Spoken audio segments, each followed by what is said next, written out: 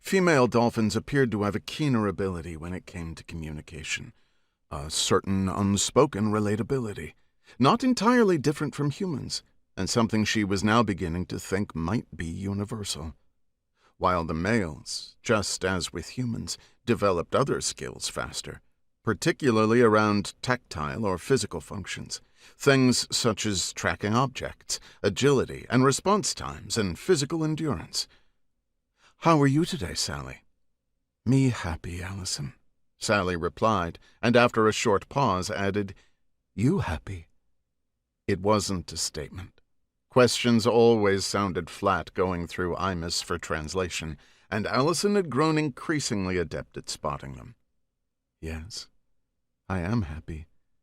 She studied Sally, now in the final stage of her pregnancy, larger in size due to the folding of her tail fluke and dorsal to accommodate an enlarged uterus. This gave Sally a larger overall girth rather than a bump as it did in humans, and humorously provided the only time in which Alison could recall Sally out eating Dirk. It was an exciting time, leaving Alison feeling almost like a midwife as Sally progressed through her stages of pregnancy.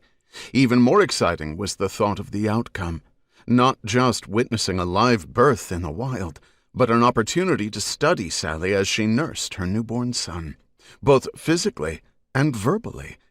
Using Imus to observe real-time communication between mother and calf in an entirely different species would be unprecedented. She stroked Sally's rubber-like skin affectionately and moved around so her camera could capture her entire length. "Shall we go for a swim?" "Yes, Sally like." A simple reply that moments later Imus repeated and corrected to "I like." Alison faded back to gently wrap a hand around Sally's main dorsal fin. "You man here." She grinned, this time with a slight blush, before nodding, then looked down into the depths below to see several tiny dots of light moving around. The men, scouring the bottom for remains of the Spanish galleon's shipwreck they had found. It was a discovery that would make even the most seasoned treasure hunters green with envy.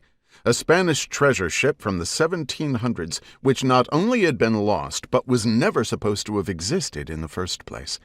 At least not according to official records. Because the king's ghost had been carrying something far more valuable than even its loads of gold and silver.